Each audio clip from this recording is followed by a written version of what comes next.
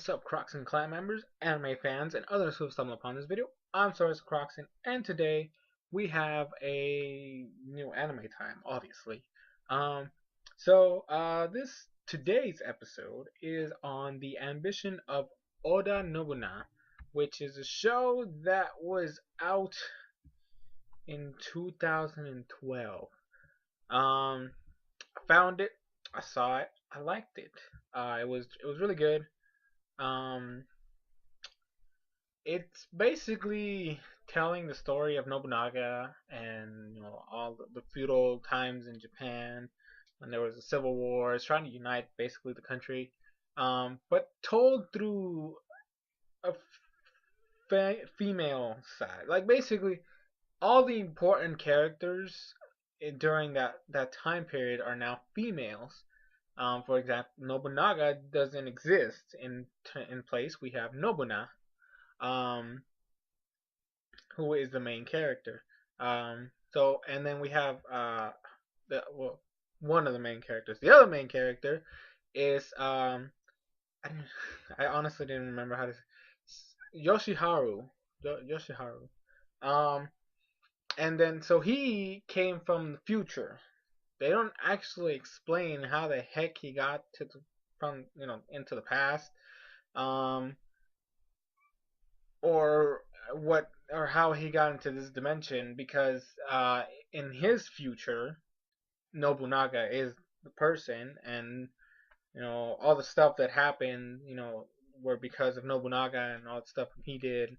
So basically his future, this past doesn't really correlate to his future, but the stuff that happens is exactly the same. Now there is a problem though, because everything happens exactly as it does in the future, or as he is not, how do we say it? He's not a very knowledgeable person, but because he used to study and play a lot of the games that involve Nobunaga and his story and his past, and basically the whole time period, he knows exactly who the characters are, important characters during that time period, um, and situations that happen. That's good and bad in certain situations, because there's a character who is supposed to die, but because of him knowing that he's gonna die, he goes against past, so that person is now alive and he stays alive. He was nicknamed the Viper, all that stuff. Um, and then he saved somebody else, Nobuna's younger brother, who is, again, Nobunaga had a brother, which is okay, so that worked out. He was supposed to get killed by Nobunaga's hand, the way it worked, because he tried to rebel, and then stuff happens, and so Nobunaga killed his brother in order to end the rebellion. Yoshiharu stopped that, so Nobunaga's younger brother is alive. Now, because he kept changing the past, stuff that would have happened certain ways later on ended up happening different to what he remembered or to what he knows. So there's certain situations where he would have known what was going to happen, but because he changed the past, they happen in a kind of different pattern, or in a different way, to where he didn't know what was going to happen, because it didn't start out the way it was supposed to start out according to what he knew. So then other characters basically have to jump in and try to work around that. Now, because he has this knowledge, Nobuna and kind of trust, like he basically becomes a servant to Nobuna throughout the entire series.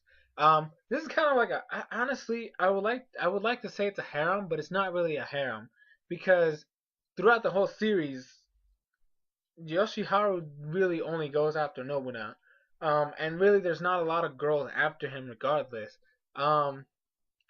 He is, and he also acts different. If this was considered a harem, which like I said, I don't know.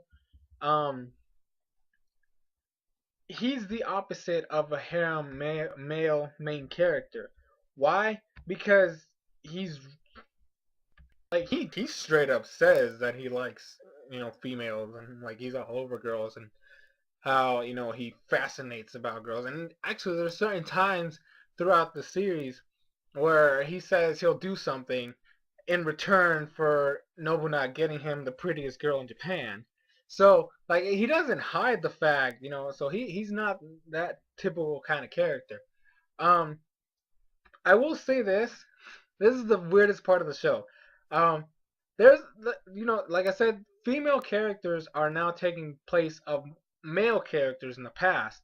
Um, so where there's this one person who is supposed to be male.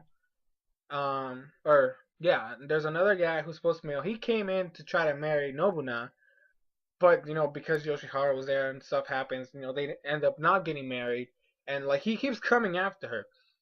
They end up making a thing where Nobuna's younger brother would disguise himself as a girl and then go marry this guy. But what ends up happening is that the guy was actually a girl disguised as a guy because whole lord stuff that was going on. It was really ridiculous. Um, so then they're technically still married. It's just that in secret he would act as a girl, and then the Nobuna's younger brother would act as a guy because he's supposed to be a boy, anyways. But outside of it, he still has to act like a princess, and the guy has to, she has to act like a guy. Um, so a bunch of weird stuff happening. And there's also these particular female characters. They're very they're really little girls, but honestly, I think they're the better. To me personally, they are the best characters in the series. Like for example, my two favorite characters in the entire show is one called Goemon and another one called Hanbei. They're both little girls, right? But they're both so OP. For example, Goemon is a ninja, and she's actually the leader of a clan. Like there's like an entire group of older people who listen to her every command, and she's so young that she still can't talk in like long sentences. So there's certain parts where it's like a gag for her, where she would be talking and she's talking fine, and then she says something else, and then the sentence gets longer. It's a bit a longer sentence, and she kind of like bites her tongue like that, like because she can't keep that going. Um, so they always think that, oh my god, this is so cute. The boss just bit her tongue when she was talking, and she's embarrassed by it, but she is the leader of them, and she actually does a lot of fighting going on, and her purpose actually she shows up in the beginning. She's kind of like a guardian to Yoshiharu. They kind of made this pact to where she would protect him from anything. And then Hanbei, she is freaking I honestly don't know what to call her. She was kind of like a mage, but I mean, no, not a mage. Um, she was a spellcaster. Let's just say it at that. Like she's another little girl, but she has magic powers, and she's a master tactician. What she would do, though, on the other hand, is that because she's so young and she's a girl, and in this time period, like even though there's a lot of female kings, um, other females are not treated as equally. So, what would happen was she would summon a spirit of a male, like an old male, to be like the tactician of whatever they were at, and he would go out and he would give the tactics and all the plans and everything, even though Hanbei is the one that's doing it kind of through him. Um, so when she joins Nobura's clan, because like I said, it's kind of like civil war going on. There's different clans and people. Nobuna is trying to conquer Japan so that she can unite them. When she decides to go with them, she says she's only gonna go to serve Yoshiharu. So technically speaking, if Yoshiharu ends up leaving, she's gonna go, meaning that they lost their tactician. And she was cool though. Like her the way she thinks is way beyond normal stuff. So Yoshiharu, while yes he had knowledge of the future, it's not like he had the best plans. Like usually he would just go out and try to do or try to go against the flow of time. So it's not like he always went out with a big, this kind of plan. It was more like I'm gonna wing it because I know it's gonna happen, so I'm gonna wing it in a way to where that doesn't happen. Um, Whereas Hanbei herself could just strategize everything. She knew exactly where the enemies would be. But like she was basically a master strategist. And like I said, those are two little girls. Like there's older characters who are just not as epic as those two. Um, a lot of there's a lot of fighting involved. Like I said, since it's Civil War time, there's a lot of conquering. There's a lot of backlash. There's it was crazy how much stuff happened in a short span of 12 episodes. Um, I don't know. I honestly I was a little disappointed in the ending because I honestly was expecting Yoshiharu and Nobuna to kiss. They actually almost did, but they ended up not doing it because Nobuna chickened out because people showed up and she thought she was dead or dreaming. So she was okay with it until she realized, hey, whoa, snap, snap, this is totally real. That she beat Yoshiharu. Um, and then told him to never leave her again because something happened. I'm not gonna spoil that, but something happens to Yoshiharu and people think stuff. Um, I don't know. Overall, I thought it was a great series. The OST tracks are amazing. Like the stuff that you saw in the title of this episode. That is my favorite OST track, and it is the tracks are amazing. I honestly love the tracks. The opening isn't bad either. I really enjoyed that. I don't know if I would put it in my top 10, but at the same time, I kind of would, depending on how I feel about some of them later on.